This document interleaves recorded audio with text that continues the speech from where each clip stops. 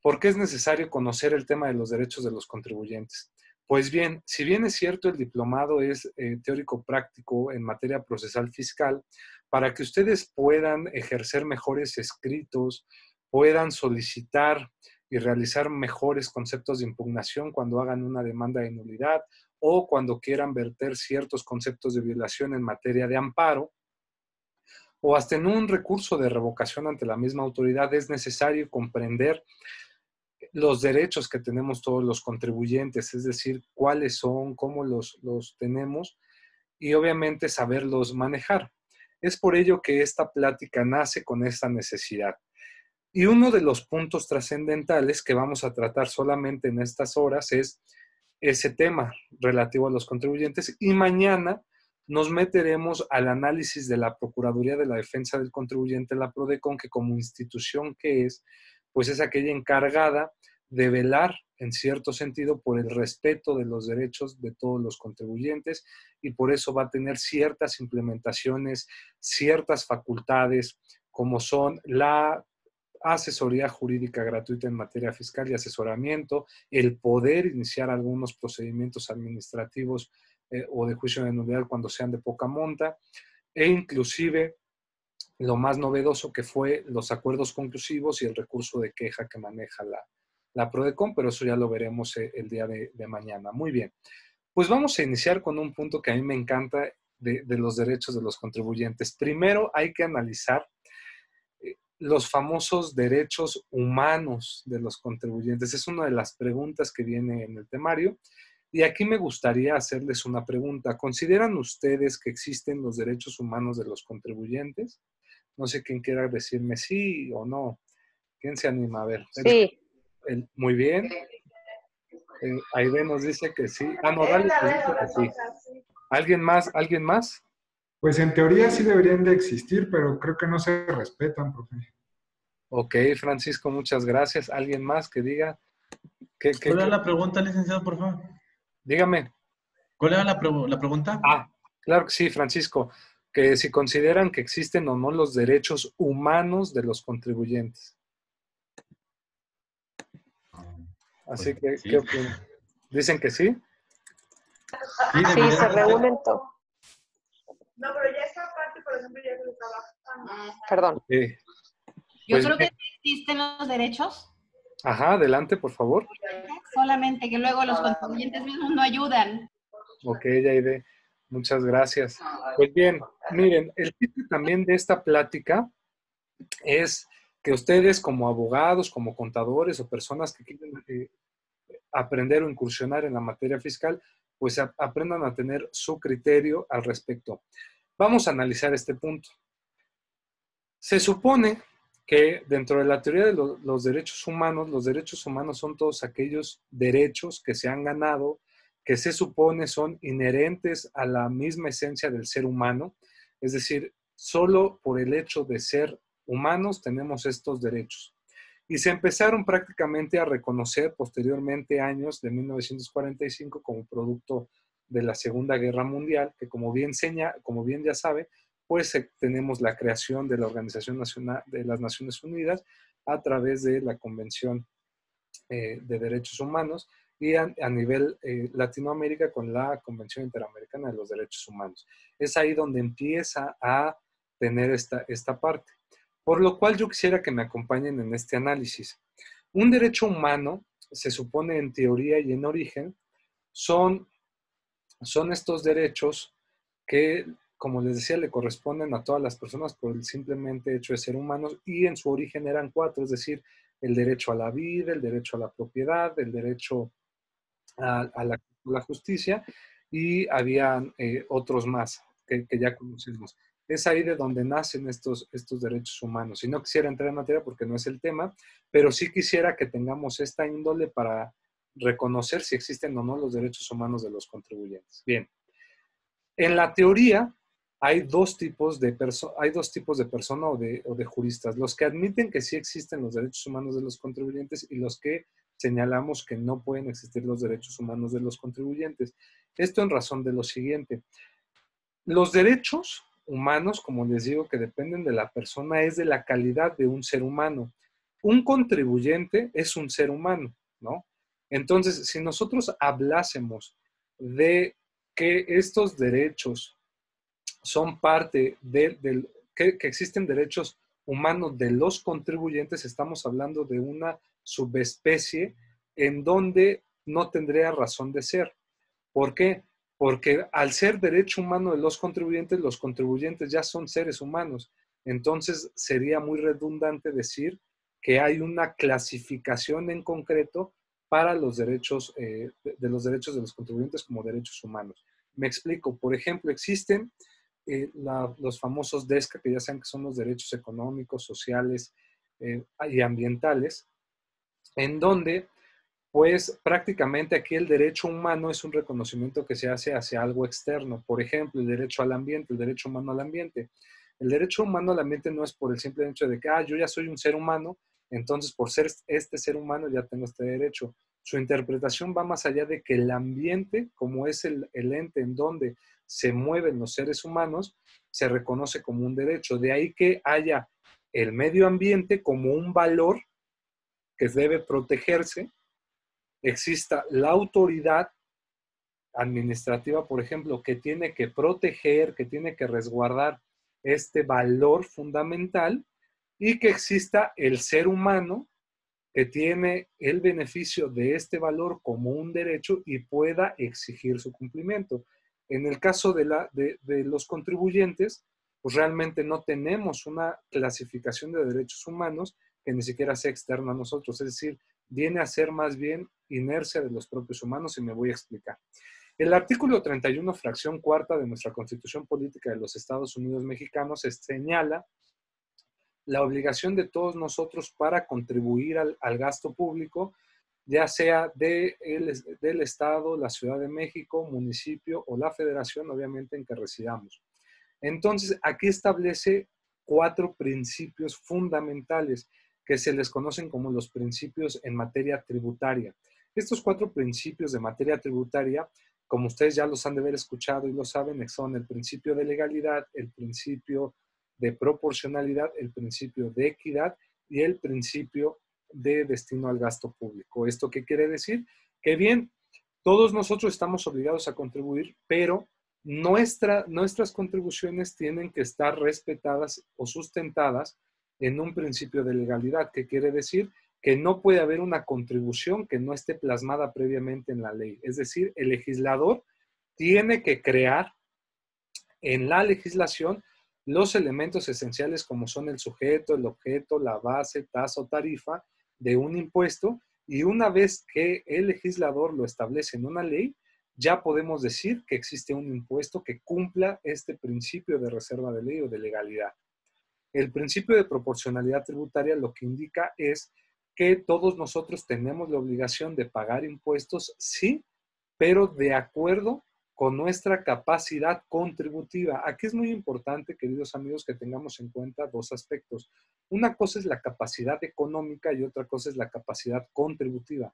La capacidad económica simplemente es esa capacidad que nosotros tenemos como contribuyentes de generar riqueza, de generar ingresos, pero la capacidad contributiva es aquella en estricto sentido en la cual yo tengo un patrimonio, tengo un ingreso, y de ese ingreso estoy en la posibilidad de poder pagar al Estado el impuesto o la obligación tributaria que me encomienda, que me obliga. Esto aquí podemos entender principios como el de mínimo vital, que si lo han escuchado, que señala prácticamente a nivel jurisprudencial en el sentido de que el mínimo vital es un mínimo de recursos económicos prácticamente que pueden tener todas las personas necesario para que puedan subsistir, y no puede tocarse. Es decir, una persona en un mínimo vital, suponiendo en un salario mínimo, pues no podría contribuir porque no puedes tú quitarle con los impuestos este ingreso que es necesario para que subsista. Entonces, aquí ya tenemos lo que es la proporcionalidad tributaria. La equidad tributaria quiere decir que todos los que tenemos que pagar impuestos, todos aquellos los contribuyentes que nos adecuemos a lo que indica la norma impositiva. Es decir, todas las personas que actualicemos un cierto impuesto tenemos que pagar los impuestos sin que haya discriminación. Entonces, si todos nosotros nos adecuamos a que tenemos que pagar el impuesto sobre la renta, por ejemplo, pues lo vamos a pagar siempre y cuando cumplamos los requisitos que establece la ley, pero no nos discrimina. Aquí sí, queridos amigos, creo yo que sí puede haber una interpretación de derechos humanos ligada al contribuyente, pero por la igualdad, porque el derecho o el principio de equidad tributaria nace del derecho humano a la igualdad. Aquí sí podríamos hacer una interpretación y decir, bueno, podría ser que el derecho de equidad, por ser un derecho de igualdad, sea un derecho humano que sí está sobre todo para los contribuyentes. Pero, como hemos visto, pues realmente que esté en una ley, un impuesto, considero yo, no es como tal un derecho humano, sobre todo, en específico del contribuyente. La cuestión de la proporcionalidad tampoco, la cuestión de la equidad sí por la cuestión de la igualdad, y el final es el debido destino al gasto público. Este debido, si nos ponemos a la cuestión gramatical de la expresión, pues realmente no es como tal un derecho humano. Simplemente este principio lo que nos indica es que todo lo que nosotros contribuyamos al Estado es un principio que se vuelve a la vez también obligación de la autoridad, porque la autoridad fiscal tiene la obligación de que todo lo que recaude por materia de impuestos o contribuciones tiene que destinarlo forzosamente a lo que está presupuestado en el presupuesto de egresos de la Federación previamente, que fue aprobado por la Cámara de Diputados, y ahí es donde se respeta este principio. Muchas veces, y ustedes podrán pensar, pues esa vez el principio donde no se respeta tanto, porque pues, no tenemos realmente una verdadera transparencia fiscal donde nos podamos dar cuenta de dónde van esos recursos. Entonces, estos 4 principios son los que se han titulado los derechos humanos de los contribuyentes. Yo no digo, y no es mi afán porque creo que en el ámbito universitario la crítica y el debate construyen el conocimiento. Yo sí no soy partidario de decir que son derechos humanos, pero hay personas que sí, y es muy válido, pero yo sí quisiera que ustedes hicieran su propio criterio después de esta explicación. Ahora, ya que comprendimos estos 4 principios rectores de los derechos de los contribuyentes, porque eso sí, déjenme decirles que los derechos de los contribuyentes que se plasmaron en el sexenio de Vicente Fox en la Ley Federal de los Derechos del Contribuyente, sí van a ser una representación material de estos 4 principios. Lo que, si me permiten podérselos explicar así, yo sí considero que estos principios sí se podrían volver derechos fundamentales de los contribuyentes. No tanto derechos humanos, pero sí derechos fundamentales. ¿Por qué? Porque son estos 4 principios, damas y caballeros, los que prácticamente abren la brecha en materia de amparo, por ejemplo, en materia de amparo fiscal, sobre todo cuando nosotros arguimos que se nos están violando estos principios en materia netamente de impuestos, en materia impositiva. Obviamente tenemos otros principios durante la Constitución que también son vinculantes con los contribuyentes, como son el artículo 14 de los actos prohibitivos y el artículo 16 de los actos de molestia, en donde prácticamente pues, nadie puede ser molestado en su casa, domicilio, persona y cosas, si no es mediante mandamiento escrito, fundado y motivado, y firmado por autoridad competente. Esto es muy importante que lo tengan porque prácticamente son los pilares de la Biblia de la defensa fiscal, como lo han de haber visto, lo van a seguir viendo, lo van a ver, pues prácticamente siempre esto es lo que protege a los contribuyentes. No sé si hasta aquí tengan alguna duda. Si no tienen alguna duda, seguimos la exposición o algún comentario, por ejemplo. ¿No? Bueno, entonces continuamos. Ahora bien, ya vamos a pasar a lo que es los derechos de los contribuyentes. Estos derechos de los contribuyentes hay que entender por qué nacen y el cómo nacen. Si bien es cierto, los derechos de los contribuyentes es algo novedoso, es una lucha que han tenido todas aquellas personas que nos dedicamos al pago de los impuestos, es una lucha fundamental y agresiva a lo largo de la historia. Es más, déjenme contarles, por ejemplo, que el reconocimiento de estos derechos ha sido de antaño. El primer bosquejo, si ustedes me lo permiten, donde podríamos tener una señalización de estos derechos fue con la carta de Juan Sin Tierra, por ejemplo, en 1215, que como ustedes bien saben, pues fue cuando los nobles sometieron a este rey para que no vulnerara los derechos de los nobles y obviamente del pueblo y no hubiera conflicto de intereses en esa época. Y es muy interesante porque en esta carta una de las cosas que firma Juan Sin Tierra y se compromete es a no aumentar los impuestos sin la aprobación de la nobleza. Entonces aquí ya vemos que ya no va a ser un capricho de los monárquicos, ya no va a ser un capricho, en este caso del rey, el cobrar impuestos nada más porque sí, como se tenía en esas épocas. Es decir, ya tenemos que haber un vox populi, tenemos que ir a la voz del pueblo, a la voz de la gente, para que también ellos estén de acuerdo en este respeto de los impuestos que están pagando.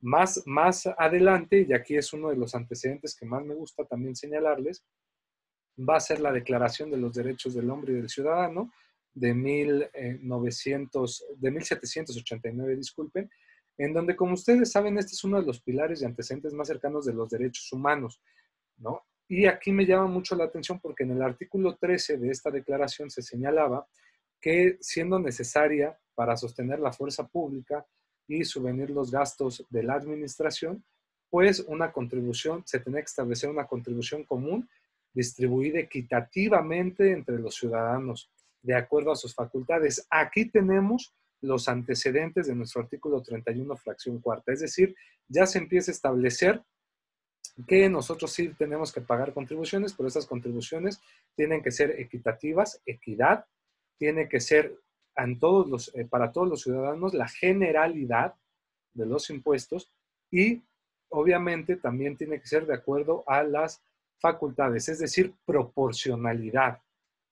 ¿Me explico? Entonces, este es el primer bosquejo que nosotros tenemos ya de derechos de los contribuyentes, y ya en México, pues obviamente lo vamos a ver prácticamente materializado en la famosa Ley Federal de los Derechos del Contribuyente, que se publicó en el Diario Oficial de la Federación el 23 de junio de 2005, en el gobierno del expresidente Vicente Fox Quesada. Yo les recomendaría mucho, por favor, que pudieran irse al estudio de la ley. De todas maneras la vamos a analizar, pero sí es importante que la tengan en cuenta. Les digo, es muy corta, son 24 artículos, y prácticamente aquí se señala un parámetro de los derechos que tiene que respetar la autoridad fiscal y que muchas veces no se cuidan o no se ven de la manera que deben, ¿no? La autoridad fiscal no es la mala del cuento. La autoridad fiscal hace su trabajo, hace su labor, pero pues también nosotros, como lo decía nuestra querida compañera, a veces los contribuyentes nos complicamos porque es con base en las prácticas que nosotros hacemos malamente o mal llevadas, que pues tiene que haber un rigor fiscal en esta índole. Muy bien. Entonces, quiero también, haciendo un paréntesis, señalarles que si les llegan a preguntar más adelante, oye, ¿cuáles son los principios de los contribuyentes que se dicen ser derechos fundamentales y derechos humanos? Ustedes ya van a saber qué contestar, ¿no? En esta parte y más adelante del curso. Ahora, hay muchas personas, no sé si ustedes lo han escuchado, que también señalan que dentro de estos principios que se establecen en el artículo 31, fracción cuarta, viene el principio de obligatoriedad, generalidad. Esos principios, creo yo, no son fundamentales de los contribuyentes, pero sí son principios que se respetan y que tienen también que verse. Es decir, no pueden crearse impuestos nada más para unos cuantos. Es decir, todos tenemos que contribuir como una obligación y a la vez como una labor de nobleza de todos los contribuyentes. Es decir, no pagar no es la salida y el pagar menos tampoco es la salida. Lo correcto es pagar lo justo, pagar lo correcto. Entonces tenemos que tener, sobre todo cuando el día de mañana ustedes asesoren a sus clientes o si ya lo están haciendo, pues que también aprendamos todos a tener una cultura contributiva, una cultura de ética y moral fiscal. Pero bueno, vamos ahora con los derechos de los contribuyentes. Si ustedes me lo permiten, estos derechos son vastos, podemos señalarlos y la Procuraduría de la Defensa del Contribuyente también lo ha señalado así. Estos derechos podrían verterse en 10 fundamentales. ¿Qué nos dicen estos derechos de los contribuyentes? Pues prácticamente un primer derecho es el derecho a ser informado y asistido. Este derecho de ser informado y asistido de los contribuyentes, pues prácticamente nos dice que todos los que contribuimos tenemos el derecho a que se nos informe, se nos asista jurídicamente por la autoridad tributaria en el ejercicio de estos derechos y de nuestras obligaciones. Es decir, si bien es cierto, nosotros tenemos la obligación de contribuir al gasto público, también es nuestro derecho que la autoridad fiscal nos asista cuando nosotros tengamos problemas, tengamos dudas o queramos llevar nuestro cumplimiento de una forma exacta y no sepamos cómo, la autoridad tiene la obligación de ayudarnos. Nos debe de proporcionar información que sea suficiente, que sea congruente, que sea sobre todo respecto a la situación fiscal que guardamos en ese momento los contribuyentes, para que obviamente nos podamos ir en todas las etapas dichas para el pago del impuesto, pues, de una forma correcta. Este principio, este derecho a ser informado o asistido sobre nuestros derechos y obligaciones, pues prácticamente es desde el inicio de las facultades de comprobación. Ustedes sabrán si les han practicado alguna facultad de comprobación, que normalmente la autoridad luego les entrega una carta de derechos del contribuyente. Esto es así porque cumplen con este derecho, con esta obligación de la autoridad y derecho del contribuyente a informarnos y también a que tengamos el conocimiento de estos derechos. Entonces, también cualquier actuación que nos haga la autoridad tributaria tendiente al cobro y al cumplimiento de los impuestos, pues nos tiene que estar señalando. Otra cosa muy importante es que esta información que nos otorgue la autoridad, pues tiene que ser siempre y en todo momento clara. No puede ser obscura, no puede ser confusa, no puede ser un galimatías del cual el contribuyente no pueda cumplir como debe. Y nos vamos a dar cuenta, y sostengo yo, que este derecho a ser informado y asistido, pues también tiene que verse reflejado en la ley. ¿Cuántas veces nosotros, al momento de estar leyendo la legislación, y no es culpa de la autoridad, pero sí del legislador por la técnica legislativa, pues vemos leyes que son muy, muy obscuras, no podemos entenderlas, y si nos vamos al artículo 5 del Código Fiscal de la Federación, pues establece que la interpretación de las normas tiene que ser en un sentido estricto.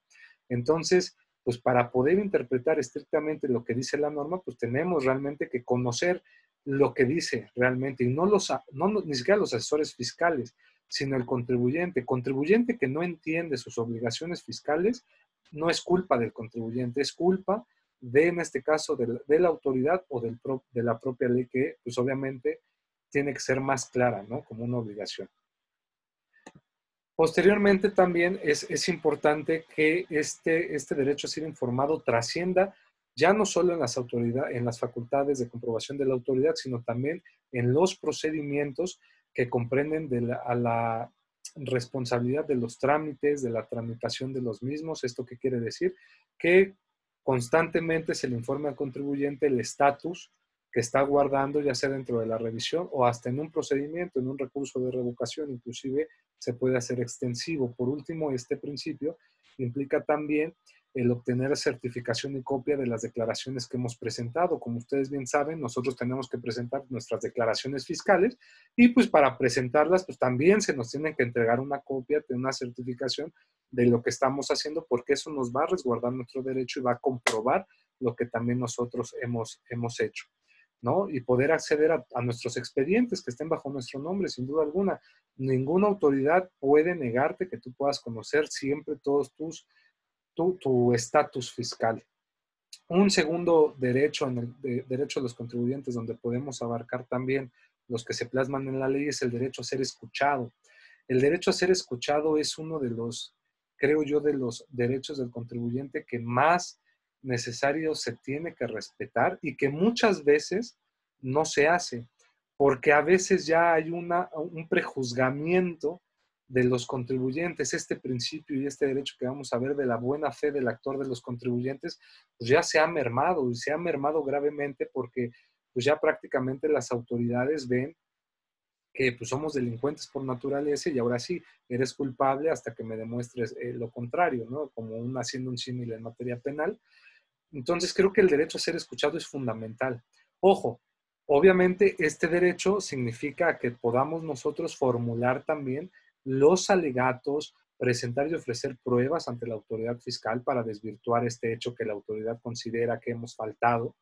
Y obviamente también se va a explayar, se va a ampliar al ámbito contencioso administrativo, y por qué no decirlo, también tiene su repercusión como contribuyentes hasta en el ámbito constitucional, el derecho procesal constitucional, con el juicio de amparo, que como ya hemos visto, pues el juicio de amparo ya se ha vuelto una carta de buenos deseos también en este punto.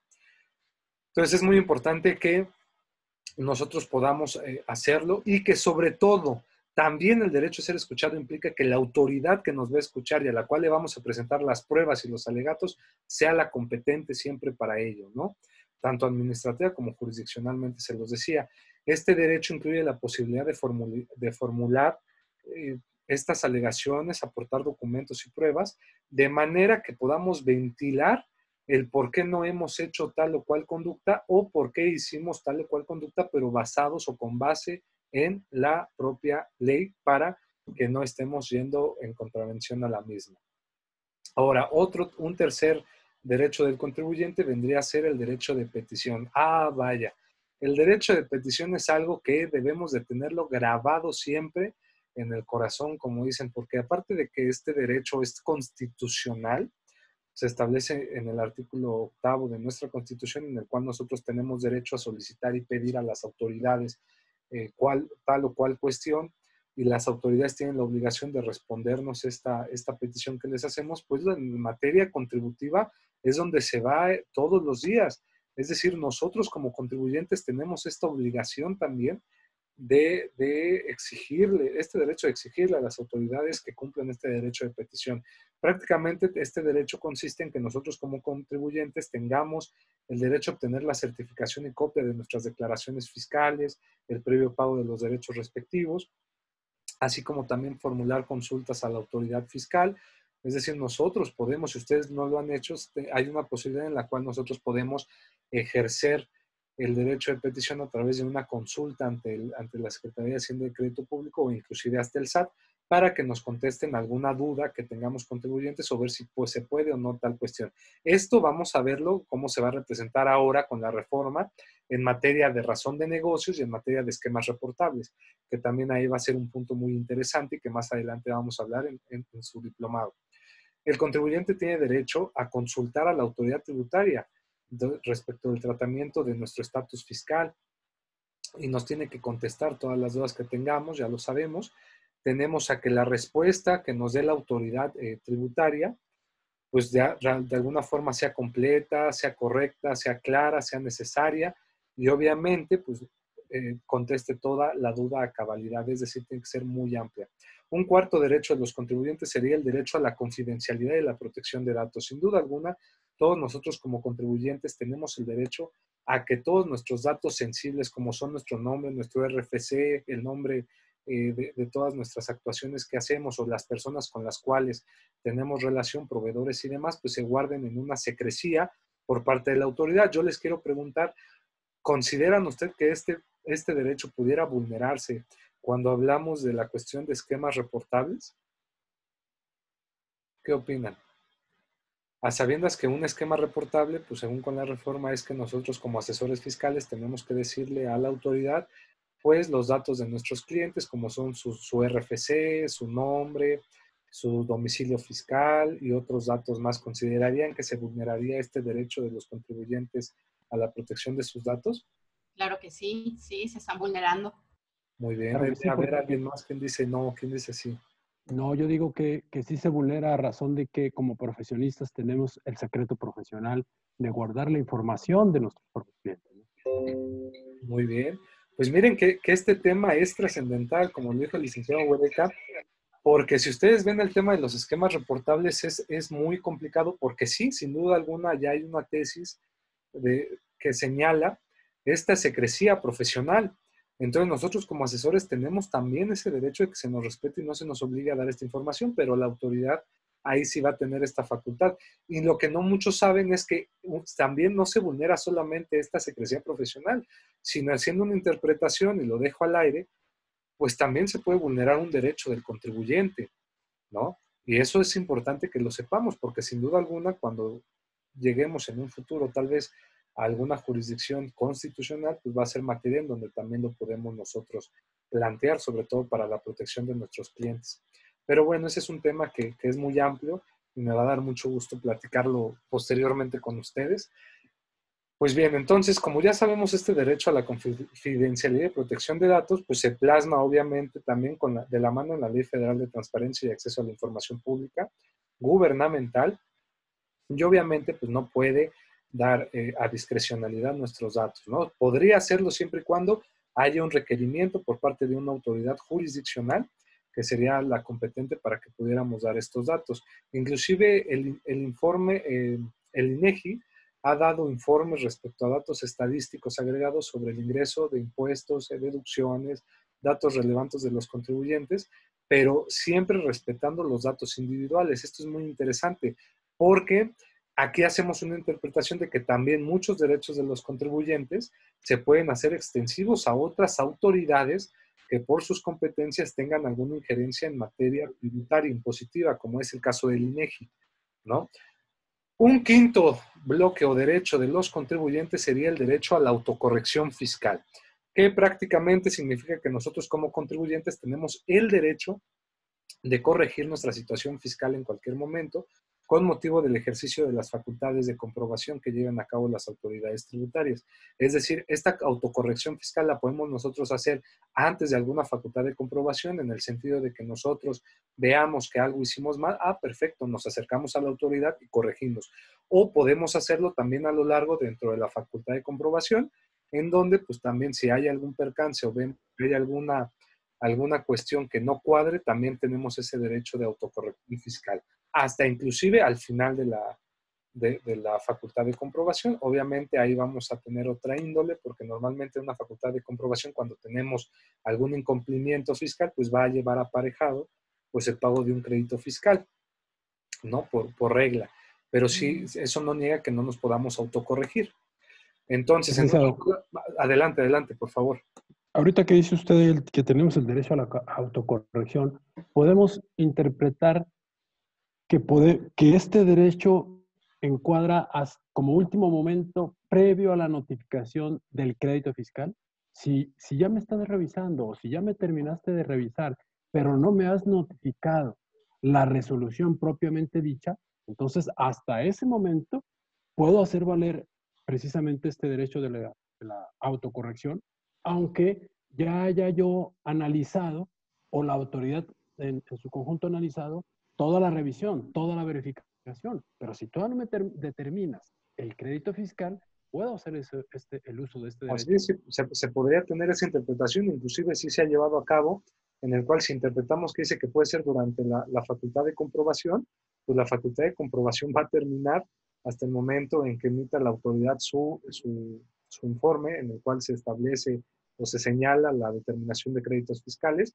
Pero obviamente también hay que ser muy, muy correctos en este ámbito. Si nosotros ya incumplimos en el tiempo que teníamos que hacerlo, pues esto no va a quitar que no tengamos que pagar, por ejemplo, pues aquel incumplimiento en materia fiscal. Pero la autocorrección sí nos puede permitir, sobre todo, una mejor imagen en cuanto si, por ejemplo, vamos a la PRODECON, pues alguna condonación de multa, ¿no? Porque hay la buena voluntad del contribuyente de pagar sus contribuciones. Entonces, sí, qué buena pregunta la que hace el licenciado Huereca, porque sí se ha llevado esta interpretación a que se puede hacer hasta ese momento. Pues al fin y al cabo es un derecho, y un derecho, recuerden que no puede limitarse, un derecho es extensivo. Obviamente hay que adecuarnos al caso en concreto. No sé si le contesté, licenciado Huereca. Sí, de manera muy clara, licenciado. Gracias. Perfecto. Licenciado, una pregunta. Adelante, por favor, licenciado Félix. En el mismo sentido del compañero Huereca.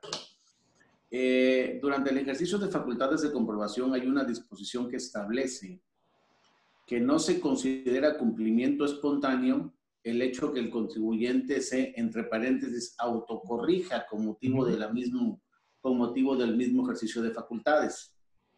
Entonces, yo aquí estoy confundido. Entonces, a ver, si se establece como un derecho del contribuyente la autocorrección, pero con motivo del ejercicio de facultades, o más bien dentro del ejercicio de facultades ejerce ese derecho, ¿procederán las multas que señala el código?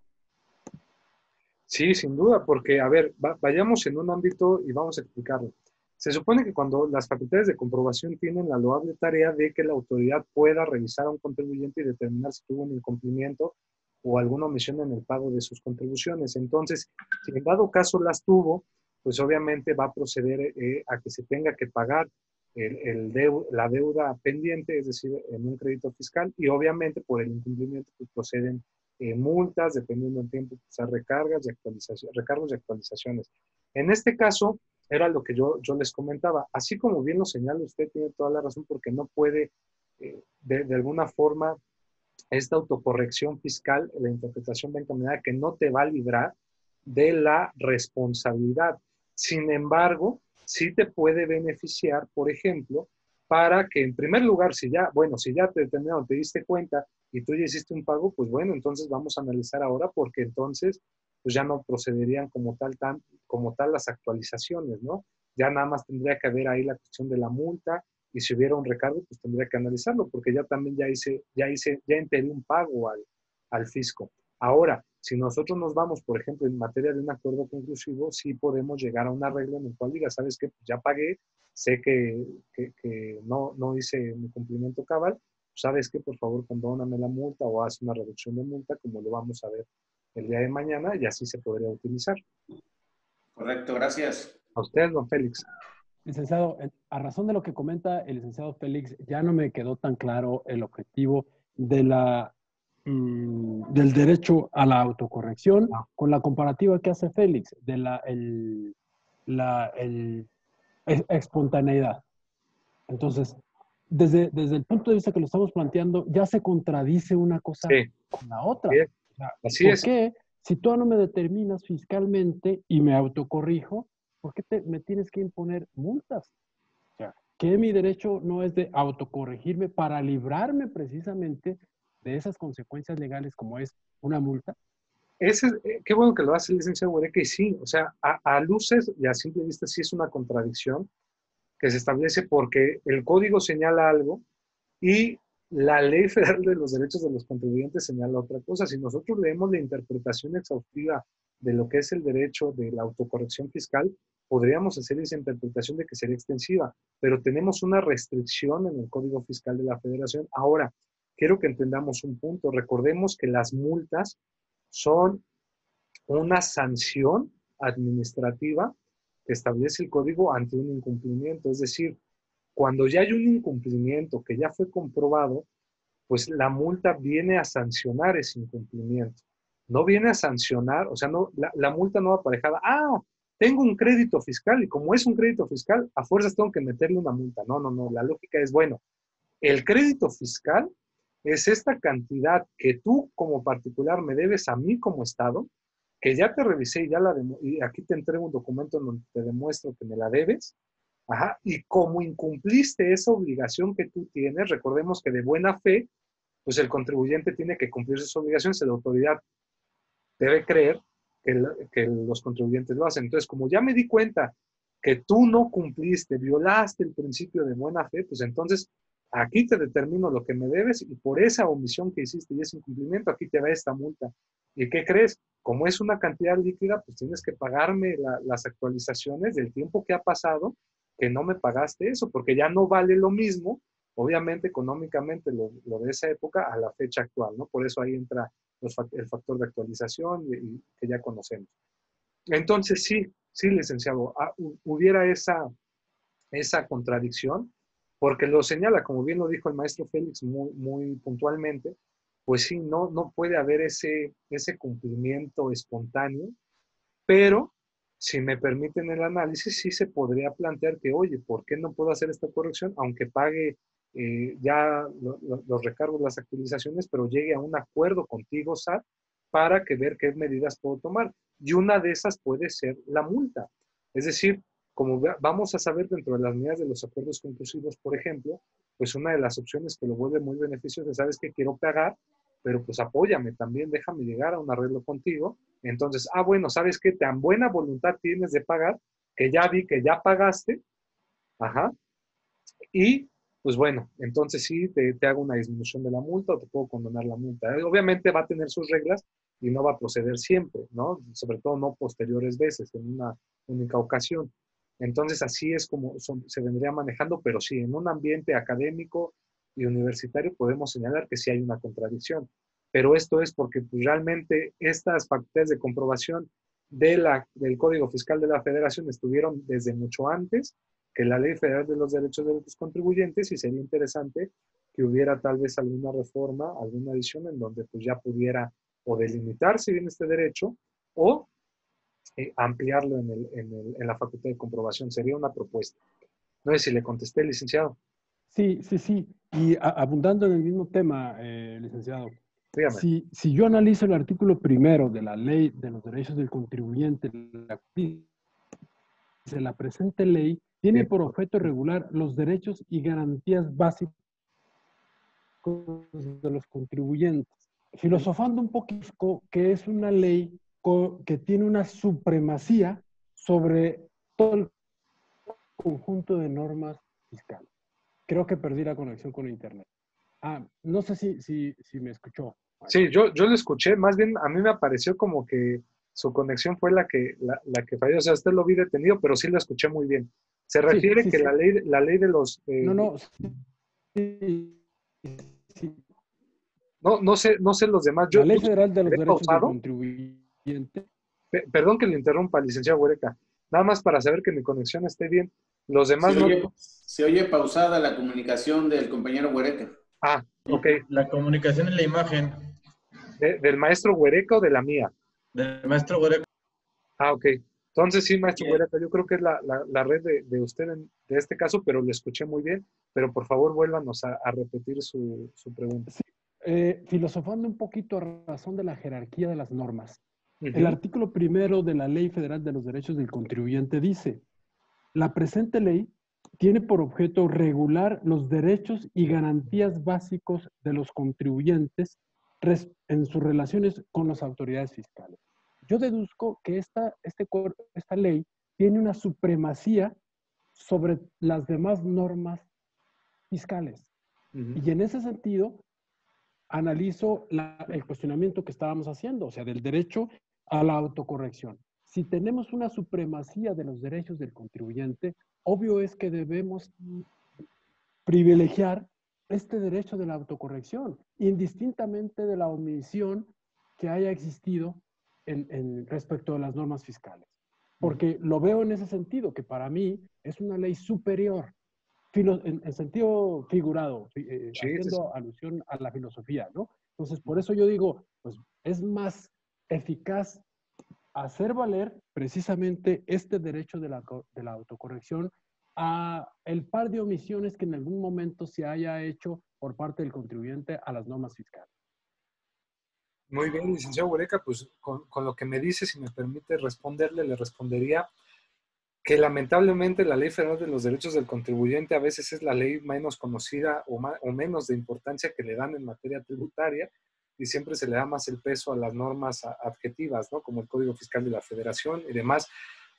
Y es una cuestión muy interesante porque si lo ponemos si ustedes me permiten la comparación, si volvemos al tema de la comparación de la pirámide kelseniana que nos enseñaron todos cuando estudiábamos la carrera, en donde decía que, pues obviamente primero la norma constitucional, hoy por hoy sabemos que en materia de derechos humanos también están los derechos humanos, y cuando haya restricciones a la Constitución, prevalece la Constitución, y tenemos las leyes generales, que son aquellas que regulan directamente derechos fundamentales de la Constitución.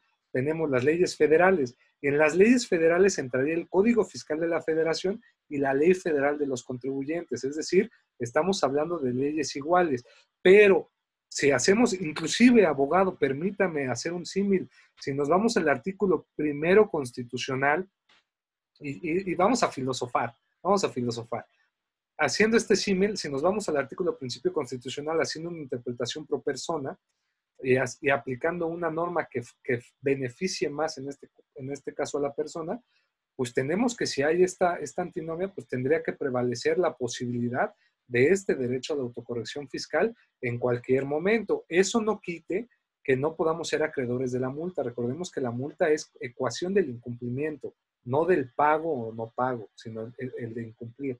Entonces, sí, lamentablemente, como hablamos de un código adjetivo que marca el proceso o el procedimiento en materia tributaria, pues obviamente esto está acotado en un ámbito de procedimiento que recae materialmente en las facultades de comprobación fiscal. Uh-huh. Pero sí, les doy la razón. Si hay una contradicción, debiera prevalecer la Ley Federal de los Derechos del Contribuyente, pero abogados, contadores, si me lo permiten, pues realmente en la práctica nos damos cuenta que los derechos de los contribuyentes son los menos derechos respetados, ¿no? Entonces, este es un problema. No sé si contesté, licenciado Huereca. Claro, claramente, licenciado. Gracias. Perfecto. Vi una mano levantada del maestro Carlos. Sí. Dígame. Yo tengo dos dudas. Dígame. La primera, por ejemplo, cuando una empresa está en suspensión de actividades y por alguna razón omite declarar en ceros una declaración mensual y pasando los días lo hace y enseguida, como a la siguiente semana, llega un requerimiento por esa omisión de la declaración, ahí sí se tomaría en cuenta la excepción de la espontaneidad. Esa sería la primera pregunta. Y la segunda, bueno, pues se la puedo hacer enseguida porque no tiene ninguna relación con la primera. Esa sería la primera pregunta. Pues si me la podría, por favor, gracias. De nada, al contrario. En el primer sentido me parece que tampoco se actualizaría la excepción, como lo hemos visto, es decir, pues ya es palo dado el decir que pues ya el Código Fiscal lo establece en esta parte, se tendría que dar, sí, hablamos de facultades de comprobación, ojo, siempre durante la facultad de comprobación, pero antes de que yo tuviera las actas parciales, la última acta parcial, por ejemplo, y demás, pues sí podría haber la posibilidad de aplicar esta autocorrección o antes de la notificación, como lo decía el licenciado Huereca. Ahora, en este sentido que usted me plantea, yo creo que tendríamos que ver bien el sentido y el caso en concreto para ver si se pudiera aplicar, pero yo a primera luz le podría decir que no aplicaría la excepción que hemos manejado hasta ahorita, querido abogado. Ok. Entonces la excepción de espontaneidad no aplicaría aun cuando se haya hecho previo al requerimiento de esa omisión. Es que es importante que aclaremos, perdón que le interrumpa. O sea, como tal, no es una excepción al cumplimiento de... El Código Fiscal lo que señala, como lo decía el maestro Félix, es que pues durante la facultad de comprobación se establece que no puede darse como un cumplimiento espontáneo el hecho que el contribuyente diga, ay, ¿sabes qué? Ya pagué, ya termina todo, ¿no? Eso no se puede. Entonces, eso ya marca una restricción a este uso de este derecho en esta parte. Pero yo lo que sostengo y lo que les quiero comentar es que si hiciéramos una interpretación más amplia de este derecho que plantea la Ley Federal de los Derechos del Contribuyente de la autocorrección fiscal, pues sí tendría que haber esa oportunidad de señalarlo, es decir, de que se pudiera autocorregir. El problema, queridos abogados y queridos amigos, es que pues eso no lo podríamos hacer valer ni en un recurso de revocación ni en un juicio de nulidad, porque no nos lo tomarían en cuenta como para decir, ¿sabes qué? Como violaste esta parte, tienes que hacerlo, porque no es una violación del procedimiento. Esto es muy importante. Es decir, el derecho a la autocorrección fiscal no entra dentro de un proceso, no entra como una característica sin la cual no se pueda llevar la facultad de comprobación. Por eso es que señala que no puede tomarse este cumplimiento espontáneo. Entonces, por eso le digo que en este caso en concreto, como me lo plantea, yo considero que no tampoco se podría hacer esta situación. Ahora, no perdamos de cuenta que lo que yo les digo es, pudiera ser también una interpretación que a la hora en que yo me autocorrigiera fiscalmente, aún en la facultad de comprobación, pudiera ser un hecho de buena fe de que quiero cumplir mis obligaciones y llegar a un acuerdo posteriormente con la autoridad, la cual también tiene que estar presta a estos arreglos. Ok, aquí en el asunto que le estoy planteando, ¿sí? No se trata de autocorrección, simplemente okay. Es una declaración informativa. Declaración mensual, ya ve que pues hay que declarar de manera mensual. Sí, mensual. Entonces, pero una empresa que está en suspensión de actividades, como quiera tiene que declarar en ceros, hacer su declaración informativa en ceros. Si por alguna razón se olvidó de hacer la declaración en ceros y la hicieron 5 días posteriores a la fecha en que estaban obligados, pero enseguida, después a esa declaración en ceros, que fue de manera extemporánea, llega la autoridad fiscal a requerir ese incumplimiento de ese mes. Sin embargo, ya se hizo esa declaración previo a al requerimiento o a la visita que fue la autoridad al negocio. Entonces, ahí sí se podría invocar la espontaneidad de que ya se hizo la declaración antes de que tú vinieras a requerirme esa omisión de la declaración mensual sobre una empresa que está en suspensión de actividades. Esa sería la pregunta. Ok, pues en este caso yo también digo, es una opinión, cada quien puede disentir y si disienten, bienvenida sea. Yo consideraría que no se podría tampoco sacar esta cuestión, porque recordemos que la autocorrección fiscal, como les señalaba, pues es que, en otras palabras, yo puedo autocorregirme de mis distintas contribuciones que sean objeto de revisión con la presentación de la declaración normal o complementaria, como usted bien lo señalaba que corresponda, a partir del inicio de las facultades de comprobación y hasta antes de que la autoridad tributaria notifique la resolución determinante de las contribuciones omitidas. Es decir, si antes usted hizo, fíjese, y esto es muy interesante y espero no confundirlos, y si no lo aclaramos. Si antes, si ya tuvo usted la notificación del incumplimiento, ya no podría haber esta como autocorrección fiscal, como la hemos señalado. Pero previamente a que se haga esta notificación, si usted hizo la declaración, presentó la declaración y ya se autorreguló y no llegó a esta parte, entonces ahí sí podría señalar ante la autoridad, oye, ¿sabes qué? Me di cuenta de esto, me autocorregí, entonces no incumplí, simplemente fue un error. Ahí sí yo sí creo que se podría hacer valer, si es el ejemplo que usted me está poniendo y si yo lo entendí. Es lo que le estoy planteando. Ah, sí.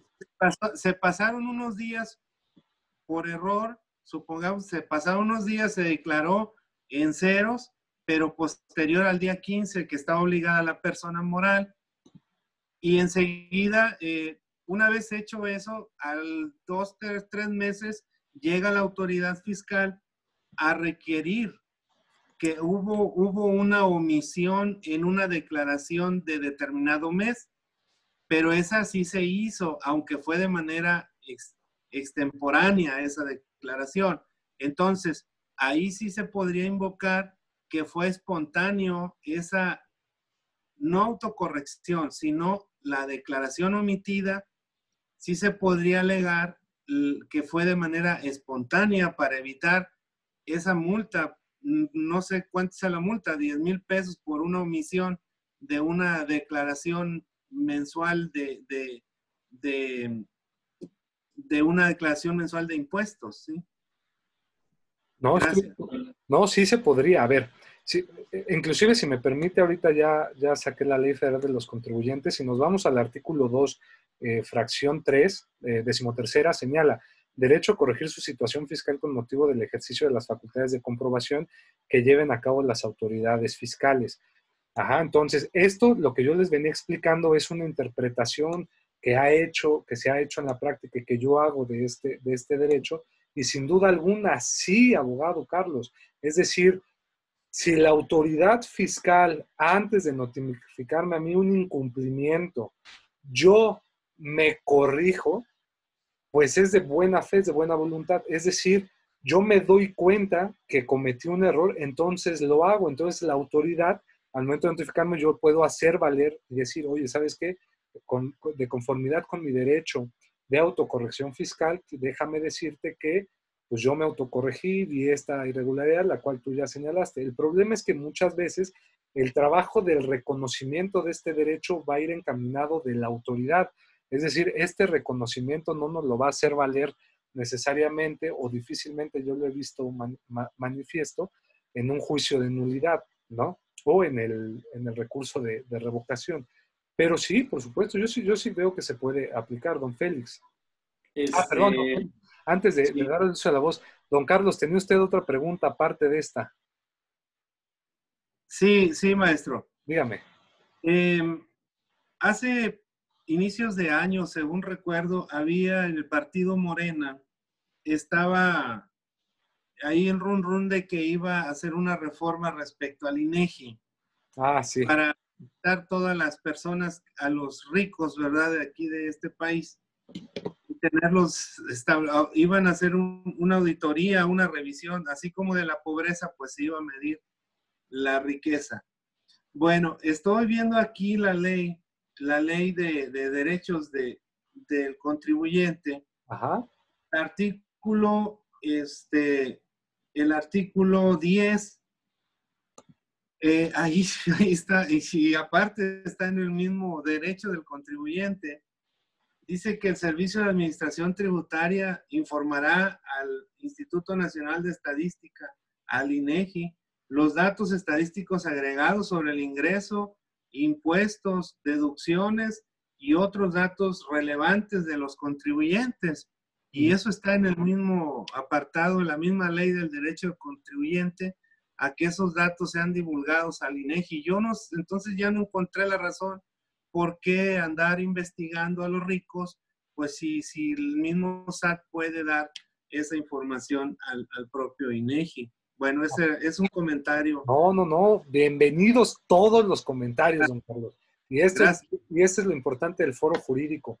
A ver, esto que señala don Carlos era porque había una iniciativa que gracias a la recapacitación que hicieron, pues ya la declinaron, porque sí, fundamentalmente, deje usted de los contribuyentes, y esto iba a lacerar derechos fundamentales consagrados en la Constitución Política de los Estados Unidos Mexicanos, sin duda alguna. Entonces, aquí lo que señalaban es que el INEGI podría hacer un estudio, pues de todo, prácticamente de todo lo que tienen, que iba a analizar a los ricos, porque se iba sustentada y fundada, más bien motivada, porque fundada no tenía fundamento jurídico, pero sí motivación de decir, es que tenemos que buscar la equidad, batallar la pobreza, erradicar la pobreza, y para eso hay que procurar que los ricos pues cooperen en esta parte. Eso me lleva a la coalición, no sé, inclusive los invito a que vean una iniciativa que se presentó el día de ayer, donde prácticamente lo que buscan es que pues todos nosotros tengamos la obligación que en materia de algún desastre natural, alguna cuestión fuerte, tengamos la obligación de darle hospedaje a los pobres, ¿no? O a los que consideran pobres o a las personas que no tienen.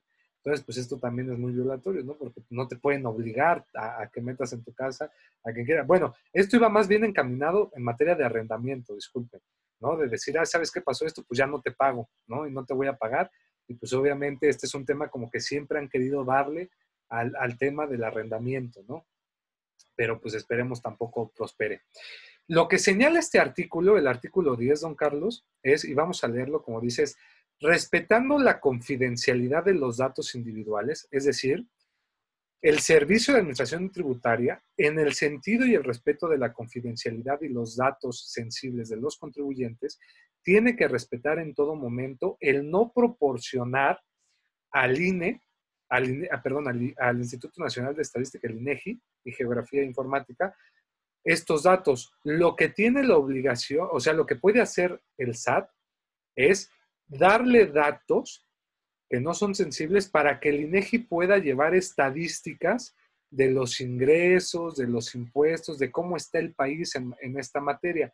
Yo les decía antes en la charla que el INEGI informa a la sociedad y el SAT le proporciona esa información para que haga datos estadísticos sobre los ingresos, los impuestos, deducciones y datos relevantes que los contribuyentes tengan para pues la información del gobierno, para la información social y para hacer estudios. Recordemos que el INEGI hace estudios en los cuales se sustenta cómo estamos, y el INEGI puede dar datos estadísticos para saber cómo estamos en materia tributaria, pero no puede dar datos individuales. El INEGI no puede tener tu nombre como contribuyente, tu razón social, no puede tener tu RFC, no puede tener tu domicilio fiscal. Esos son los datos que este artículo 10 dice que deben respetarse, de aquí que señale este punto. Entonces, no se preocupe, don Carlos, no hay una contradicción, es decir, el artículo 10 dice, sí, dentro de los derechos de los contribuyentes, respeto sus datos,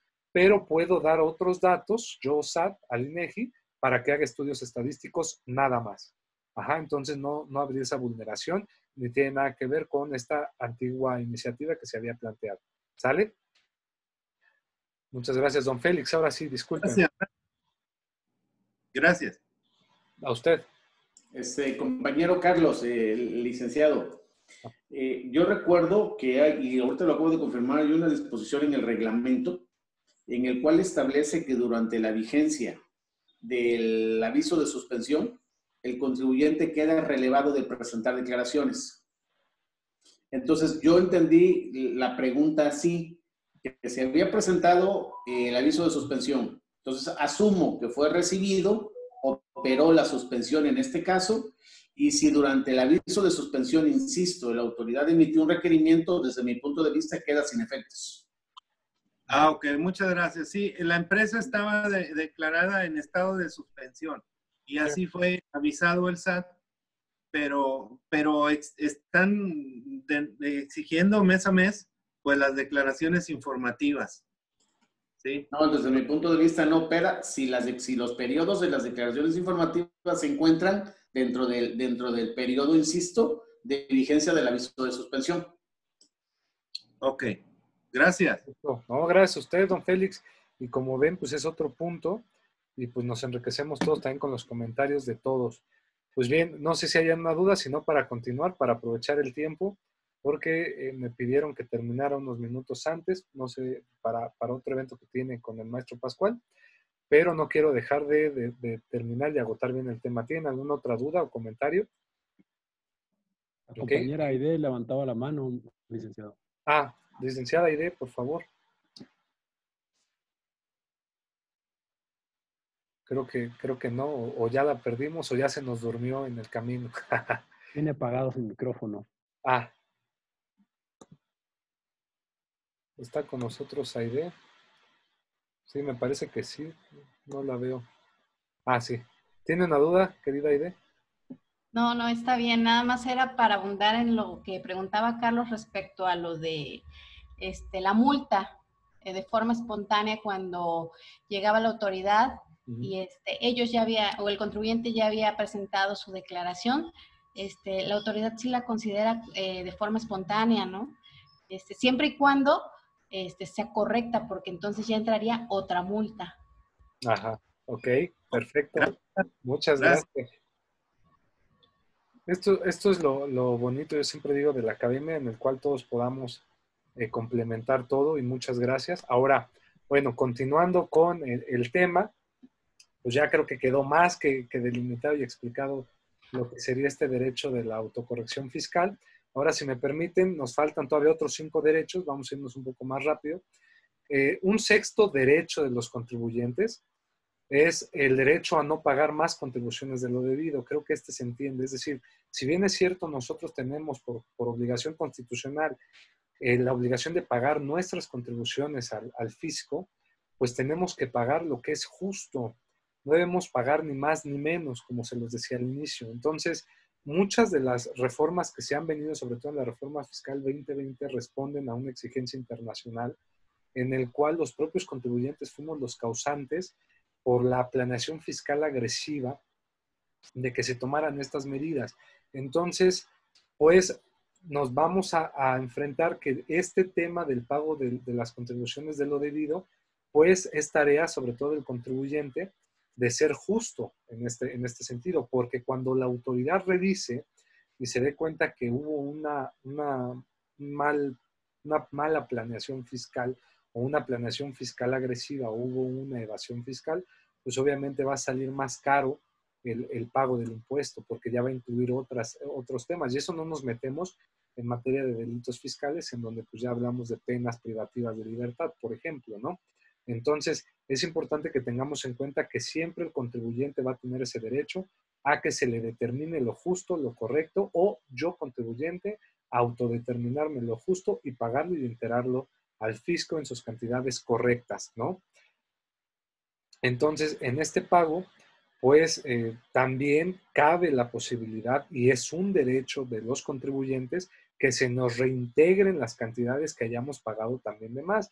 Es decir, recordemos que en una ecuación de derecho y obligación, los derechos de los contribuyentes se vuelven también una obligación para la autoridad fiscal. Entonces, oye, contribuyente, si yo te pagué de más o tengo saldos a favor, pues tienes que devolvérmelos, no te los puedes quedar. O yo puedo decidir, como lo sabemos nosotros, compensarlos o demás. Pero en este punto sí tengo que ser muy claro en esto. Es decir, el derecho a no pagar más de contribuciones de los contribuyentes es, yo debo de pagar lo justo y si pago de más, tú me tienes que devolver. Y si pago menos, pues lo siento, entonces sí tengo que pagar lo que le debo al SAT y pues si me determinan un crédito fiscal, pues hacerlo. Ahora, un séptimo derecho sería el derecho de acceso a la justicia fiscal. Este es una panacea porque creo que es uno de los derechos más importantes de los contribuyentes y que sin duda no solo lo plantea la Ley Federal de los Derechos del Contribuyente, sino que también pues, se plasma ya materialmente dentro del Código Fiscal de la Federación y también dentro de la Ley Federal del Procedimiento Contencioso Administrativo. Es decir, yo como contribuyente tengo el derecho a que como en el derecho de audiencia, a que se me oiga y se me vence en juicio, ¿no? Seguido por autoridad competente y conforme todas las formalidades del procedimiento, ¿no? Esto atiende también a, como lo señala nuestro artículo 14 constitucional, de un debido proceso. Así que, pues prácticamente significa que el contribuyente tiene el derecho al ejercicio y defensa de sus derechos y obligaciones, porque, ojo, también, así como tenemos derecho a los contribuyentes, tenemos obligaciones, como ya lo vimos, a través de los medios que nos proporciona el Estado. Ya sabemos que está el recurso de revocación, el recurso de inconformidad en materia de seguridad social, ya sea ante el IMSS o el Infonavit. Y el acceso efectivo a la justicia fiscal requiere que las personas conozcan en todo momento nuestros derechos y nuestros mecanismos para poderlos exigir. Aquí sí me gustaría hacer una puntuación, queridos amigos, en el sentido de que, sin duda alguna, aquí volvemos a ver materializado el derecho de la igualdad. ¿En qué sentido? No perdamos en cuenta que los contribuyentes por igual tenemos el derecho a defendernos, es decir, los derechos de los contribuyentes no pueden ser exclusivos ni desiguales. A todos nos marcan por igual. Por tanto, el Estado, la autoridad fiscal, también tiene que adecuarse a estos, tiene que adecuarse a su debido cumplimiento y a garantizar la existencia de este sistema de justicia. Es decir, cuando la autoridad fiscal en un recurso de revocación, lamentablemente sabemos que decimos que son piedras al agua porque cuando yo me voy a un recurso de revocación sabemos que me lo va a confirmar por añadidura, eso no debiera ser. Es decir, si sabemos que tenemos la razón y se la demostramos también a la autoridad fiscal, lo correcto sería que la autoridad fiscal también, en respeto a este derecho de acceso a justicia fiscal, dijera, ¿sabes qué? Sí, te concedo el recurso de revocación, cometí yo un error, entonces déjame ver y vuelvo a emitir una resolución, si es el caso, ¿no? Pero no lo hace. Ya por añadidura confirman y lo quieren dirimir ya en el procedimiento contencioso administrativo. Entonces aquí tenemos que tener mucho cuidado porque también es un derecho que a medias se observa, ¿no? Y obviamente que implica también el derecho de acceso a la justicia fiscal, que cuando yo gane un juicio o gane un procedimiento, se me restituya de manera plena todos mis derechos vulnerados. Sabemos que en materia de derechos humanos, pues es imposible que te puedan resarcir un derecho humano violado, ¿no? De ahí que existan otras medidas para poderlo cumplir. Pero en materia fiscal sí se puede, esa es una de las grandes ventajas, que es que pues simplemente si yo pagué lo que no era o tú me dices que te pague lo que no era, pues ¿sabes qué? No te voy a pagar eso y me lo tienes que respetar y todo se retrotrae porque todo lo que haya nacido de un acto ilícito, por ejemplo, o un acto ilegítimo, pues lo accesorio sigue la suerte de lo principal, entonces no tendría razón de ser. Esto es lo que nos marca este derecho de acceso a la justicia, ¿no? Entonces, continuando con esto, pues tenemos un octavo derecho de los contribuyentes en materia fiscal, que sería el derecho a la presunción de buena fe.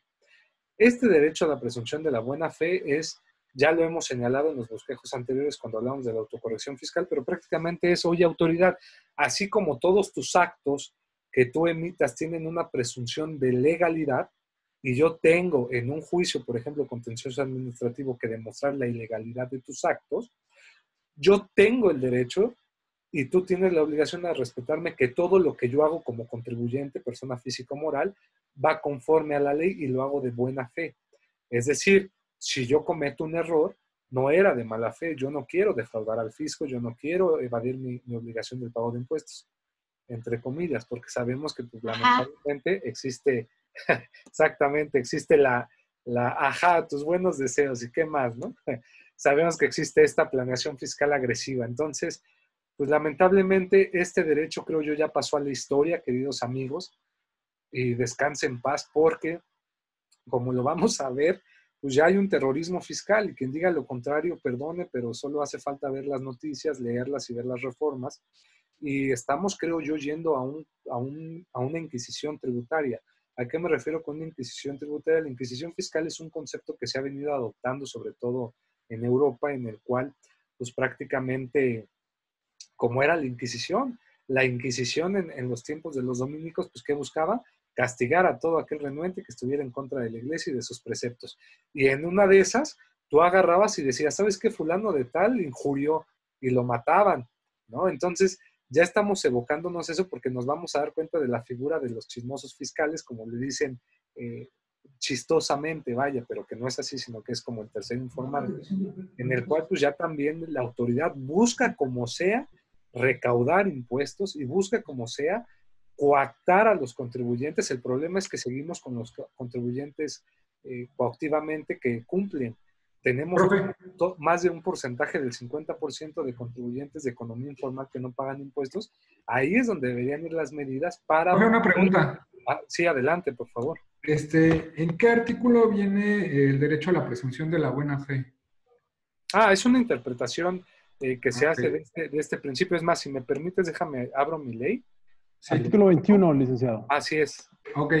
De la Ley Federal de Derechos de los Contribuyentes. Dice, en todo caso, la actuación de los contribuyentes se presume realizada de buena fe, correspondiendo a la autoridad fiscal, correspondiendo a la autoridad fiscal acreditar que concurren las circunstancias agravantes que señala el Código Fiscal de la Federación en la Comisión de Infracciones Tributarias. Volvemos a lo mismo.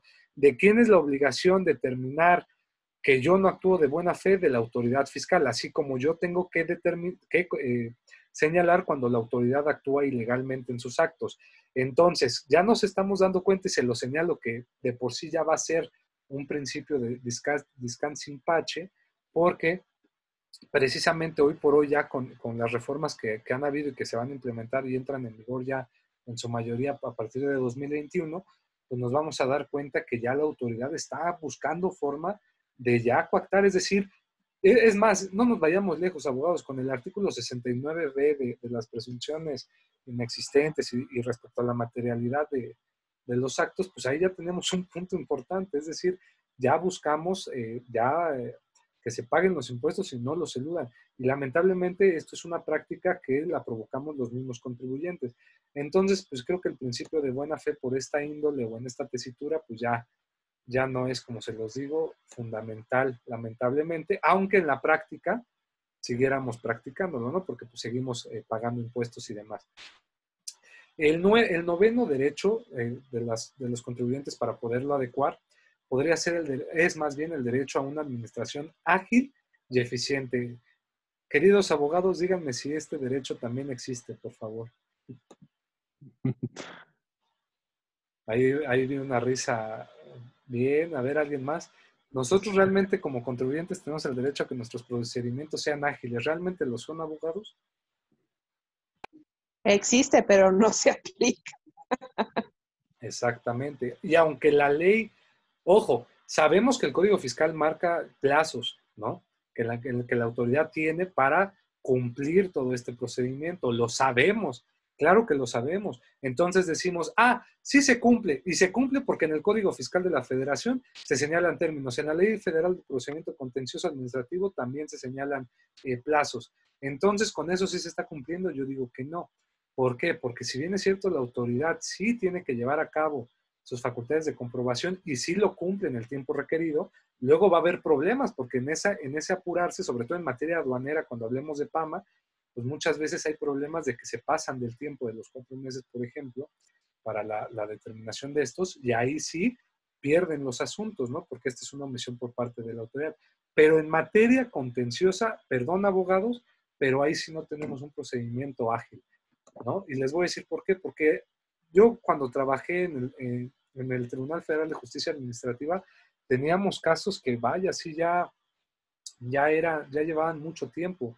Y era porque pues se entorpecía el mismo proceso por las partes y a veces pues entre que también había recursos que tenían que resolverse y demás, pues obviamente después ya saben que de la sentencia pues ya nos vamos, tal vez si hay un incumplimiento, pues nos vamos al recurso de queja y así seguimos. Entonces, pues realmente el contribuyente, para poderse ver resuelto un problema que tiene, pues no se le ha respetado, es decir, tarda a veces 2 años, más o menos para que se le resuelva su condición respecto a un crédito fiscal, por ejemplo. Ahora, esto es muy importante y ¿por qué entra la PRODECON? Porque una de las cuestiones viables y muy atractivas fue la creación de estos acuerdos conclusivos, porque lo que hacían, como les decía, era poder llegar en unas mesas de trabajo a un acuerdo con la autoridad fiscal y de esta manera, pues aceleraron mucho el proceso de la situación fiscal del administrado, del contribuyente. Ya que, por ejemplo, si había que pagar, pues bueno, sí pago, pero en ese pago, ¿sabes qué? Te pago, no pago la multa y no habría tanto la necesidad ahí también de la cuestión de la garantía fiscal, por ejemplo, ¿no? Es una forma de también verlo. Entonces, pero les digo, yo creo que este derecho a una administración ágil y eficiente, hijo, creo que también ya se le ha olvidado un poco a la autoridad. Aparte, este derecho, déjenme decirles que tiene tres obligaciones para la autoridad tributaria. ¿Cuáles son? Facilitar en todo momento que el contribuyente pueda hacer su ejercicio de sus derechos y el cumplimiento de sus obligaciones. Yo creo que también ahí no se ha dado de la forma en que viera. Una segunda obligación es que las actuaciones de la autoridad tributaria en donde intervenga el contribuyente, pues resulte menos gravosa para él. Y déjenme decirles que ya lo venían diciendo, a veces resulta ser más gravoso, porque si bien es cierto, mis actuaciones como la autoridad fiscal, pues realmente yo La no nieve, veo. mi amor. ¿Mande? Bueno, ¿alguien decía algo? Perdón. O sea, yo no veo tampoco que en esta obligación que tiene nuestra querida autoridad fiscal, pues estemos hablando realmente que se busque ser menos gravoso para el contribuyente y no perjudicarlo. Yo creo que pues, se busca un rigor muy estricto y la autoridad fiscal es la que menos ve a veces estos derechos. Y por último, pues que el SAT debe fomentar el principio de simplificación en la política, legislación y gestión tributaria. A ver, abogados, por favor díganme si el SAT ha fomentado que se simplifique todo este proceso, ¿no?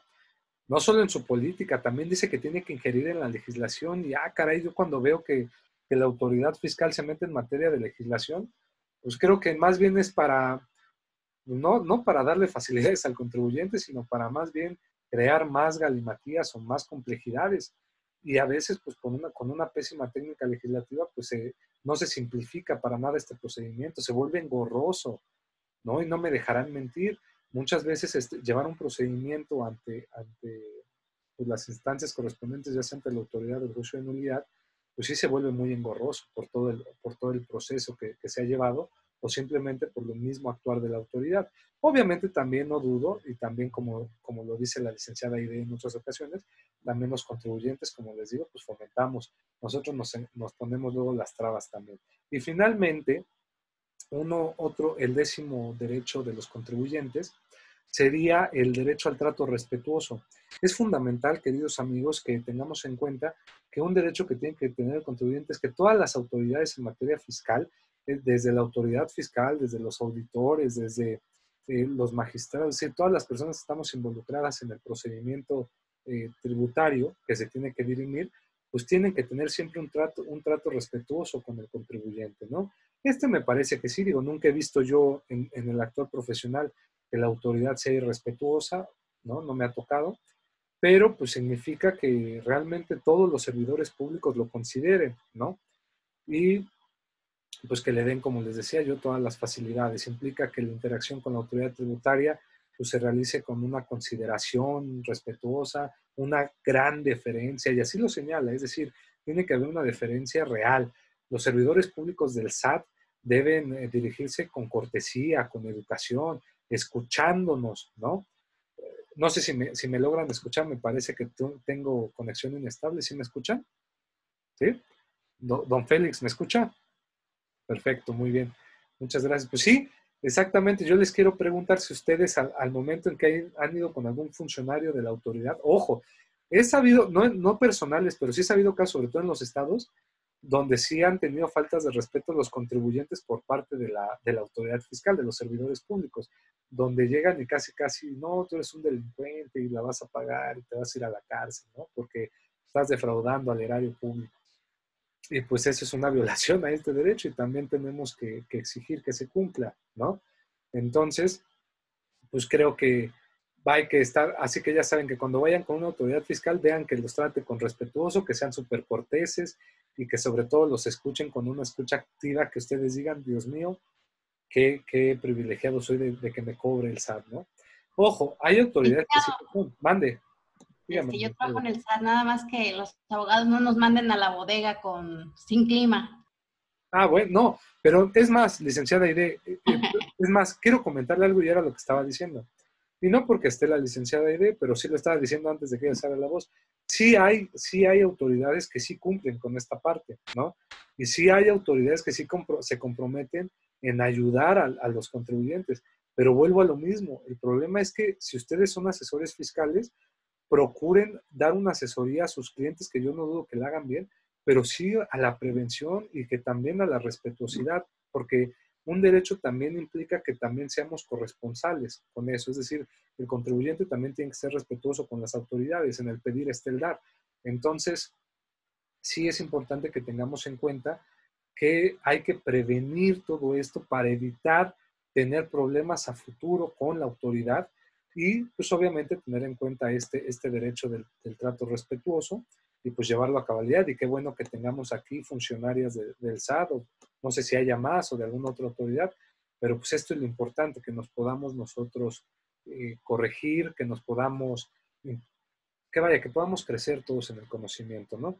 Estos derechos de los contribuyentes, si ustedes leen la ley, como ya vi que la tienen, estos artículos son varios. Yo lo que hice fue prácticamente cerrar todos estos derechos de los contribuyentes en 10 derechos fundamentales, no derechos fundamentales, 10 derechos de los contribuyentes básicos para que sea de mayor comprensión. Esto no quita ni resta la obligación que tienen todos ustedes de estudiar la ley en sus casas, de leerla completamente para que la comprendamos a cabalidad.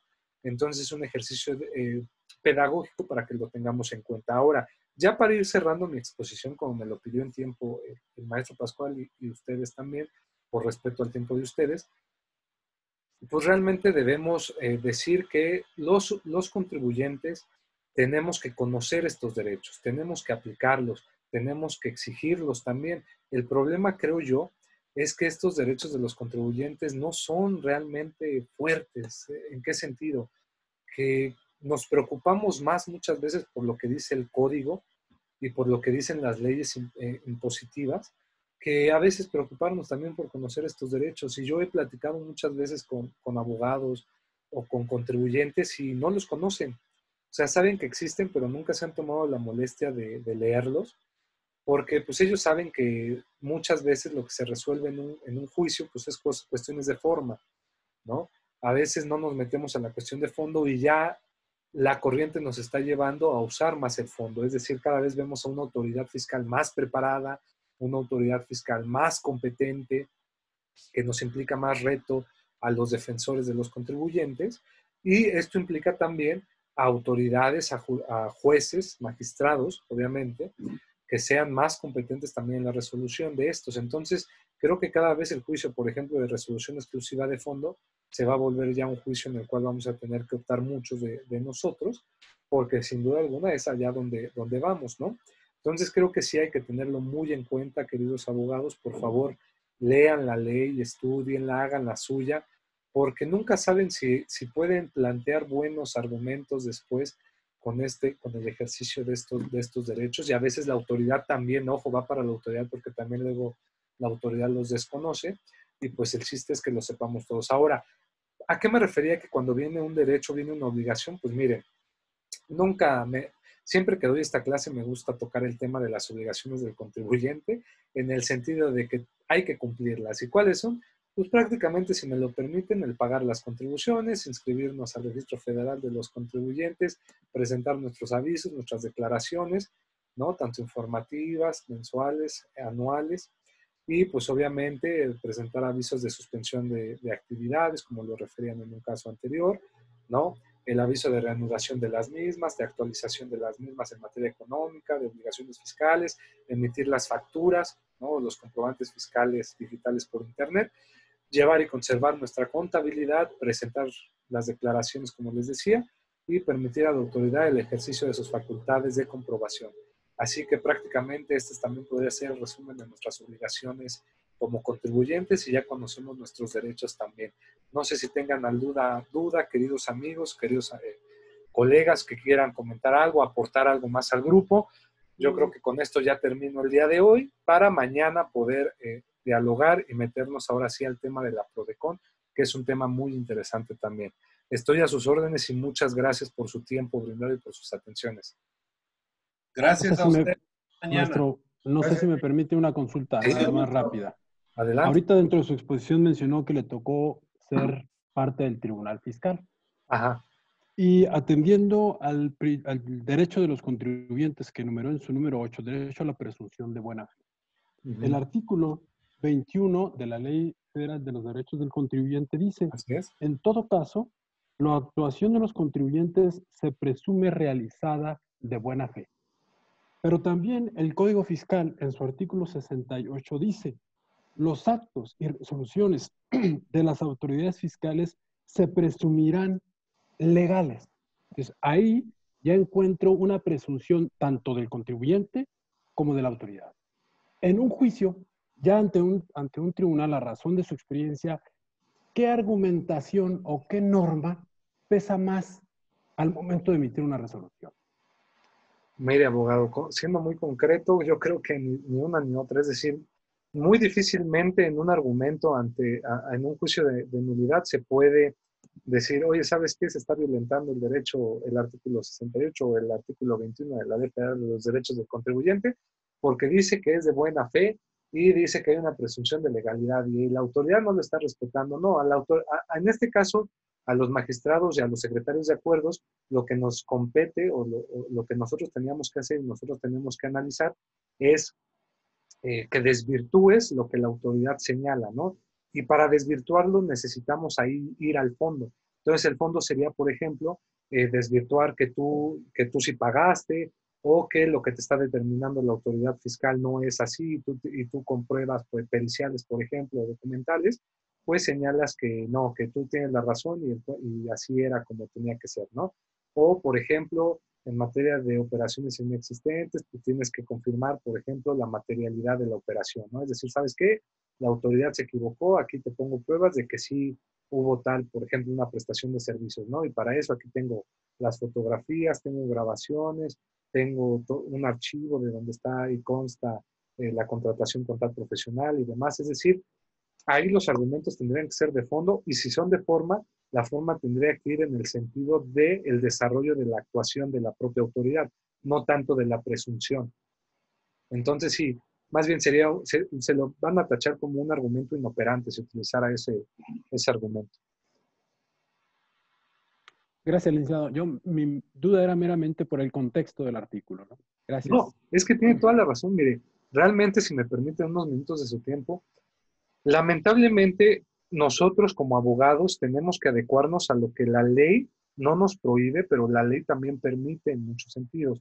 Entonces, cuando hablamos de un procedimiento, cuando hablamos de un litigio estratégico en materia tributaria, pues tenemos que irnos realmente a una estrategia en donde vayamos destruyendo los argumentos que están en nuestra contra, pero que son el sustento, los pilares de la determinación que queremos nosotros desacreditar o de la sanción que nosotros queremos desvirtuar también. Entonces, es muy importante que tomemos en cuenta esto. El problema es que estos derechos, estos artículos, tendrían que tomarse en cuenta en el propio actuar, no de la función jurisdiccional, sino de la función administrativa de la propia autoridad. Es decir, quien tiene el derecho a cumplir y a respetar este derecho es el propio SAT, ¿no? Entonces el SAT es el que tiene la obligación de respetar la buena fe y si el Código Fiscal marca una presunción de legalidad también en el actuar, pues es la propia autoridad la que lo tiene que hacer valer en sus propias actuaciones. De ahí en fuera ya la función jurisdiccional no va a tocar ese tema. Tiene razón, licenciado. Yo al menos no he visto ninguna sentencia de nulidad favorable al contribuyente en el cual se funde en algún artículo de la Ley Federal de Derechos del Contribuyente. Muy respetable la ley, pero desde mi punto de vista, muchos derechos son letra muerta. Exactamente, don Félix. Es más, si me permite, no recuerdo y les prometo que si la logro encontrar se las mando. Una vez me tocó ver una sentencia de nulidad, de una nulidad lisa y llana, perdón, donde fue de Puebla, si no mal recuerdo. Y me la enseñaron, la leí y me llama la atención porque ahí estaban le determinaron un crédito fiscal a una empresa por omisión del pago del impuesto sobre la renta, pero pues la autoridad se equivocó, ¿no? O sea, esto fue uno de los asuntos que se ganaron por fondo, porque pues se demostró que sí, que estaba mal hecha la cuantía del impuesto, ¿no? Entonces, en uno de esos argumentos de los resultandos de la autoridad, perdón, de los considerandos, señala y hace un argumento y dice, y aparte, déjenme decirles palabras más, palabras menos, porque no me acuerdo, ya tiene tiempo que lo leí, pero decía, y es parte ver que del particular de la empresa fundamental no se le respetó por la autoridad fiscal el derecho y el principio que tiene todo obligado en materia tributaria a la buena fe. Y aparte hay que recordar que el actuar de los contribuyentes no es un actuar viciado, es decir, de así sustentaba su argumento diciendo no es prácticamente no es un delincuente, pero ese argumento no fue su peso para resolver el fondo. Pero me llamó la atención que el propio magistrado, la sala, lo tomara en cuenta para sus argumentos, para su análisis. Entonces, pues les digo, o sea, no resuelve el fondo, pero qué bueno que se pueda hacer también este ejercicio creativo de, oye, ¿sabes qué? Pues también el juzgador diga, hay derechos de los contribuyentes que tienes que respetar, no se te olvide, ¿eh? Recordemos que una sentencia, aparte de que tiene un efecto de nulidad sobre la determinación o el acto de la autoridad, yo siempre he dicho que las sentencias tienen otro fenómeno implícito, que es la denuncia pública, es decir, que haces ver públicamente el actuar de la autoridad erróneo. Entonces, si tú en una sentencia también haces un argumento en donde se violan derechos de los contribuyentes, pues también evidencias el actuar de la autoridad en ese sentido, ¿no? Eso es lo que yo les podría decir. Ojo, ¿no? También recordemos que no es siempre, la autoridad no es la mala del cuento. Es decir, tenemos que ser proporcionales y nos equivocamos todos, ¿no? Pero, pues déjenme decirles que hoy por hoy la rama fiscal ya es más difícil, porque antes, don Félix, ¿usted se ha dedicado a la materia tributaria desde hace muchos años? Sí, yo soy contador y abogado, ya tengo unos 7, 8 años ya litigando para fiscales. Ahora, imagino, no me dejará mentir, don Félix, que hace años, pues prácticamente las resoluciones o los juicios se resolvían muy sencillo. La autoridad fiscal se equivocaba mucho y prácticamente a mí no me tocó, porque déjenme decirles que no es si me da más grande, pero no estoy tan grande, pero no me tocó esa época. Pero sí se ganaban, me decían mis maestros y demás, al por mayor, pero hoy por hoy la autoridad ya se ha vuelto, por Dios, cuida mucho sus procedimientos. Sí, se ha vuelto una verdadera autoridad fiscal. Les ha servido las sentencias desfavorables para ir puliendo sus procedimientos y corrigiendo sus errores en el camino. Exactamente, y aparte me decían un abogado una vez, dice, no nos hemos dado cuenta que si el SAT es un monstruo, ahora sí podemos decir que los abogados fiscalistas hemos creado un monstruo, ¿no? Porque nosotros fuimos los que lo alimentamos, lo que le dijimos, y pues ni modo, si hiciéramos estas cosas, pues ya no habría estos problemas. La reflexión final es hay que pagar, sin duda, pagar lo justo, y por favor, asesoren muy bien a sus clientes, sobre todo ustedes asesores fiscales, porque con la razón de negocios y los esquemas reportables, nosotros vamos a bien ser sujetos a facultades de comprobación de la autoridad y también vamos a tener responsabilidades. Así que hay que echarle muchas ganas, de verdad. Gracias por su tiempo. Si no hay otra pregunta o una duda más, me despido de todos ustedes y estoy a sus órdenes y nos seguiremos viendo en las próximas charlas, aunque sea también yo de oyente con ustedes, apoyándolos. Pero de verdad, gracias por su tiempo y nos vemos mañana. Cuídense mucho, por favor. Hasta mañana, gracias. Gracias.